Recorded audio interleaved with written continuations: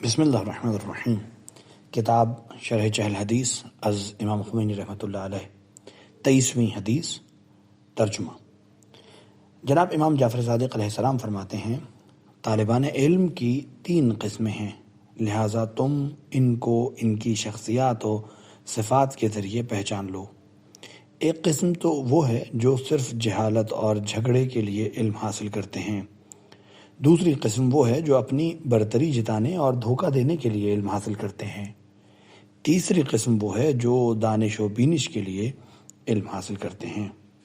پہلی قسم جاہل، موذی و جدال کرنے والی اور لوگوں کی محفلوں میں بیٹھ کر علم کا تذکرہ کر کے صبر و بردباری کا اظہار کر کے گفتگو کرنے والی ہے۔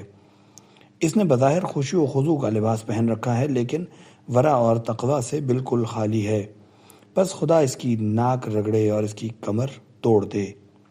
دوسری قسم فریب دینے والی اور چاپلوس ہے۔ اس قسم کا آدمی اپنے جیسے لوگوں پر برتری جتاتا ہے، لیکن دوسرے مالداروں کے سامنے دم ہلاتا ہے۔ یہ لوگ مالداروں کے حلوے کھانے والے اور اپنے دین کو توڑ مروڑ کر پیش کرنے والے ہیں۔ بس خدا ایسے شخص کی بینائی کو اندھا کرے اور آثار علماء سے اس کا نام و نشان مٹا دے۔ تیسری قسم رنجیدہ و غمگین شب زندہ دار ہیں، اپنے امامے پر حنک باندھنے والے، تاریکی شب میں قیام کرنے والے ہوتے ہیں، عمل کے باوجود خوفزدہ رہتے ہیں، دعا کرنے والے، خوددار اور اپنی حالت کو برقرار رکھنے والے ہوتے ہیں، اپنے زمانے کے لوگوں کو پہچاننے والے ہوتے ہیں، اپنے معتمد ترین دوستوں سے بھی وحشت زدہ رہتے ہیں۔ بس خدا ان کے ارکان کو مضبوط کرے اور قیامت میں ان کو اپنی امان میں رکھے۔ علامہ کلینی امام جعفر صادق علیہ السلام سے اسی روایت کو دوسری اسناد سے بھی نقل کرتے ہیں۔ شرح بِإِغْبَانِهِمْ اغراقہم کے ضمیر کی تاکید ہے، یعنی ان لوگوں کو اس طرح پہچان لو کہ وہ معین و مشخص ہو جائیں، دوسروں سے مشتبہ نہ رہیں، جیسے کہا جائے رأیت بعینہ، میں نے اپنی آنکھوں سے اسے دیکھا، یا مثلا حدیث ہے وَكُلُّ شَيْءٍ فِيهِ حَلَالٌ وَحَرَامٌ فَهُوَ لَكَ حَلَالٌ حَتَّى تَعْرِفُ الْحَرَامَ بِعَيْنِهِ، جس چیز میں بھی حلال و حرام دونوں موجود ہوں وہ تمہارے لیے اس وقت تک حلال ہے جب تک حرام کو بعینہ پہچان نہ لو۔ جناب محقق مجلسی نے اس اعیانہم کے بارے میں کئی احتمالات ذکر کیے ہیں، مگر یہ احتمال جو واضح اور معین ہے اس کا تذکرہ نہیں فرمایا، اور جن احتمالات کا ذکر کیا ہے وہ سب بعید ہیں۔ مثلا فرمایا بِأَعْيَانِهِمْ ای بِخَوَاصِهِمْ وَأَفْعَالِهِمْ الْمَخْصُوصَةً بِهِ، یعنی ان کو ان افعال و خواص کے ذریعے پہچانو جو ان کے لیے مخصوص ہیں، بِالشَّاهِدِ وَالْحَاضِرِ من افعالہم، یعنی ان کے موجودہ افعال کے ذریعے ان کو پہچانو۔ اس کے بعد فرمایا بعض علماء نے کہا ہے بِأَعْيَانِهِمْ کا مطلب ان کی اقسام اور مفہومات اصناف کے ذریعے ان کو پہچانو، اور بعض نے کہا ہے اعیان سے مراد ان کو ان کی شکل و شمائل، حیت و اوضاع کے ذریعے پہچانو، جیسے خشوع و خضوع کے لباس سے ان کو پہچانو۔ اس کے علاوہ دیگر بعید احتمالات کا ذکر فرمایا ہے۔ صفاتہم، اوصاف سے مراد ان کی وہ حالت ہے جو ان 3 قسموں کے ملکات و مقاصد کے تابع ہے، جیسے اذیت دینا، ریاکاری کرنا وغیرہ۔ بس ان صفتوں سے ان کے حالات پہچانے جائیں گے اور وہ لوگ اپنے اعیان و اشخاص کے ذریعے پہچانے جائیں گے۔ جہل، اس سے مراد وہ چیز ہے جو علم کے خلاف ہو، اور یہاں پر شاید حق سے چشم پوشی اور حق کو چھپانا یا تجاہل عارفانہ اور حق کو قبول نہ کرنا مقصود ہو۔ ویسے میں اس مطلب کو اس کے بعد اس سے زیادہ بیان کروں گا۔ علامہ مجلسی نے فرمایا جہل کے معنی یہاں پر بے وقوفی اور ترک حلم کے ہیں۔ یہ بھی کہا گیا ہے کہ جہل سے مراد ضد عقل ہے۔ میرا اس سے مراد قول اور نظریات میں جدال کرنا ہے، اور اسی مادہ سے جدل ہے جو علم منطق میں عنوان کی جانے والی صناعت 5 میں سے ہے۔ چنانچہ ما رأیت الرجل اموریۃ من راء اذا جادلہ، اس وقت بولا جاتا ہے جب تم کسی سے جدال کرو، جیسا کہ صحاح جوہری میں ہے۔ یہ کلام اگرچہ مطلق ہے، لیکن علی الظاہر اس سے مراد وہی ہے جو ذکر کیا گیا ہے، یہاں پر ایک دوسرا احتمال بھی ہے جس کی طرف میں آئندہ فصلوں میں اشارہ کروں گا۔ استطالہ اس کے معنی بلندی اور عظمت کے ہیں۔ خطل اس کے معنی دھوکہ و فریب کے ہیں، جیسا کہ جوہری نے کہا ہے، یعنی اس کو دھوکہ دیا، اس معنوں میں استعمال ہوتا ہے۔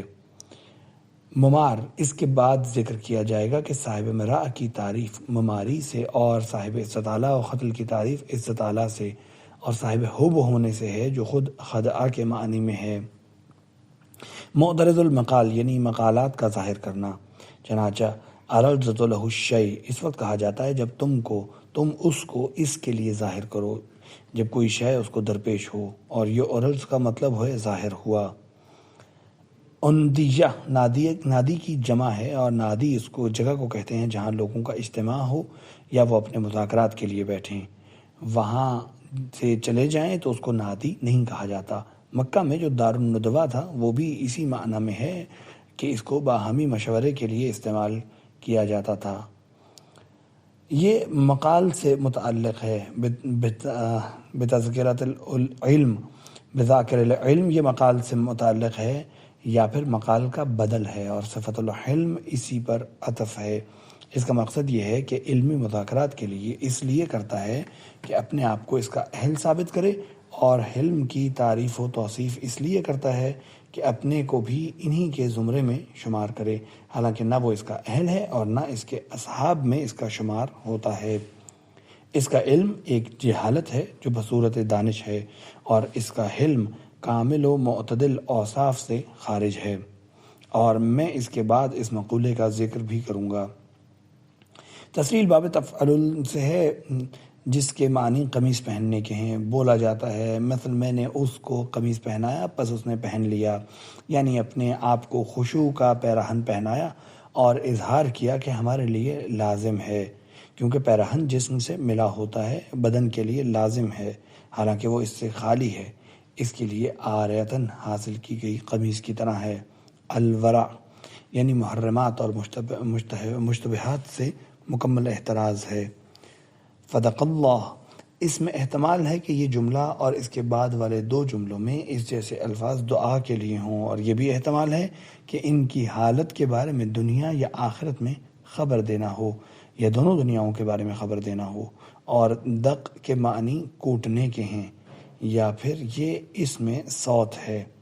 من ھذا یعنی ان خصلتوں میں سے ہر خصلت کی بنا پر، خیتوم یعنی ناک کا اوپری حصہ، اور ناک کوٹنے سے مراد ذلت و رسوائی ہے، یعنی ان خصلتوں کی بنا پر خدا ان کو ذلیل و رسوا کرے گا۔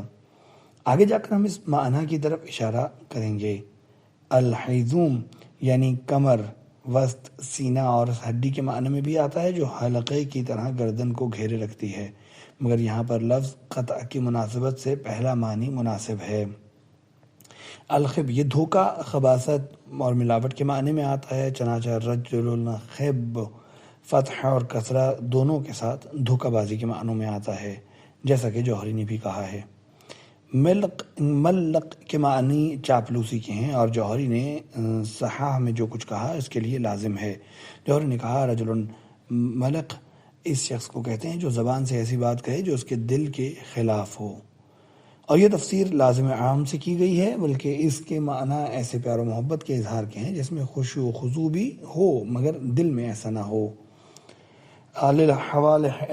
حلواہم علامہ مجلسی نے فرمایا بعض نسخوں میں نون کے ساتھ ہے، لحلوانہم آیا ہے، اس صورت میں ہائے محملہ کے ضمہ اور سکون لام کے ساتھ دلال و کاہن کی اجرت کے معنی میں ہوگا۔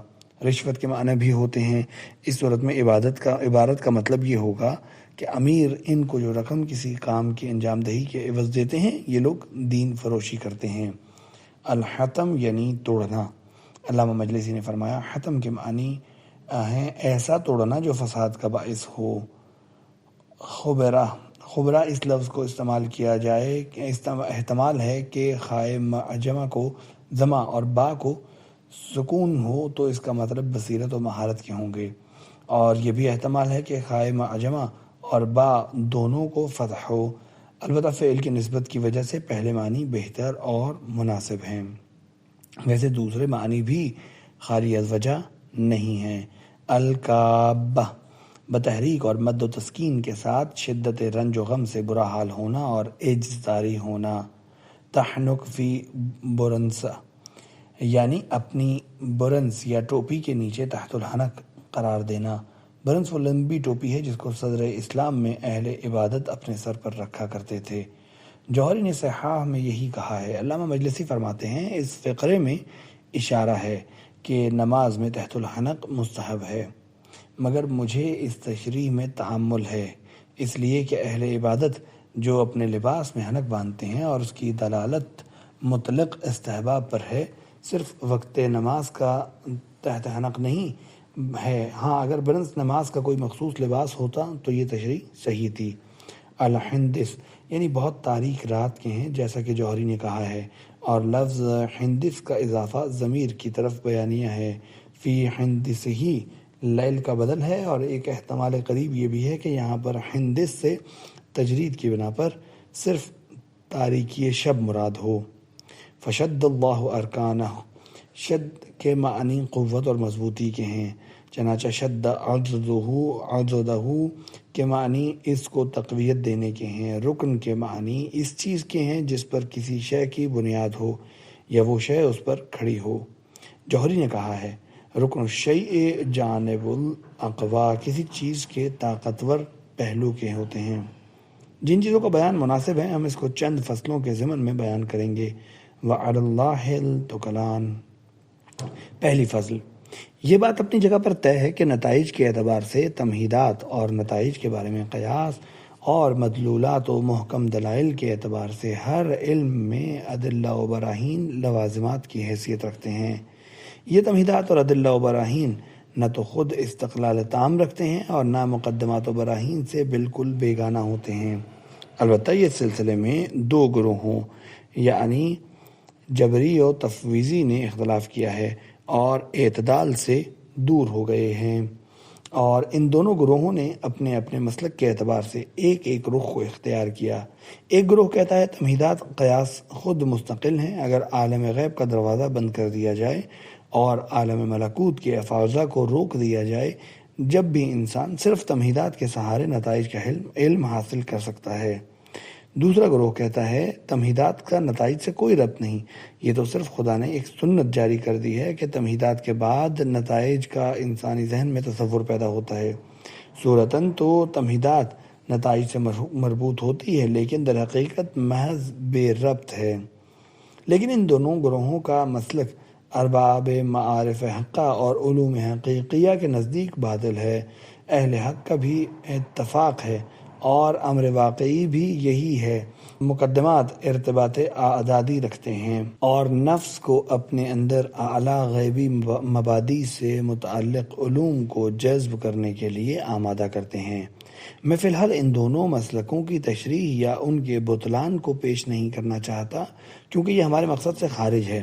ان کا ذکر تو ضمناً دوسرے مطلب کی بنا پر آ گیا ہے، اور وہ مطلب یہ ہے کہ جب یہ بات معلوم ہو چکی کہ عالم غیب سے علوم و معارف کا القاء ہوتا ہے اور نفوس کا اس سے ارتباط رہتا ہے، جیسا کہ حدیث میں ہے زیادہ پڑھنے پڑھانے سے علم حاصل نہیں ہوتا بلکہ علم ایک نور ہے جس کو خدا جس کے قلب میں چاہتا ہے ڈال دیتا ہے۔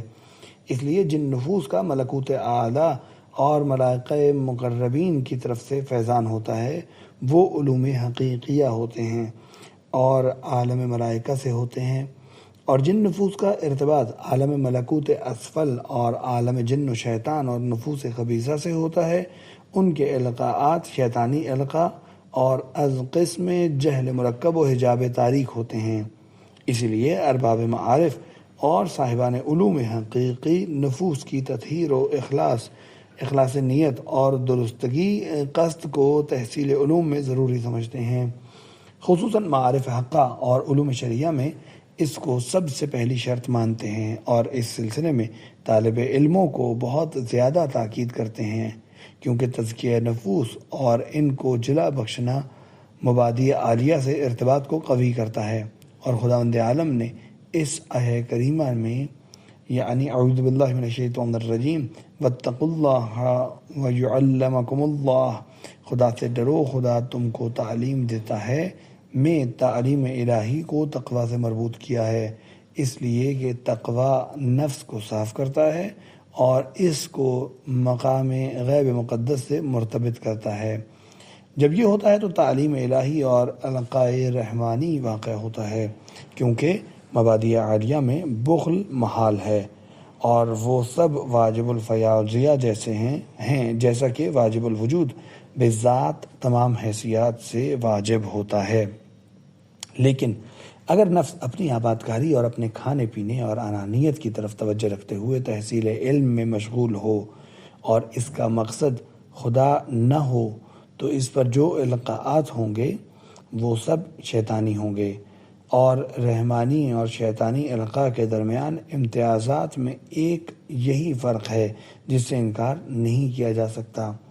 لیکن میرے خیال میں اہل معارف نے اس کا ذکر نہیں کیا ہے، جس کو خود انسان بھی اکثر اوقات سمجھ لیتا ہے، اور اس غیر پرہیز کرنے والے اور قدورت سے مالا مال نفس پر جو القاء ہوتا ہے وہ جہل مرکب کے زمرے میں آتا ہے، جو لا علاج مرض اور راستے کا کانٹا ہے۔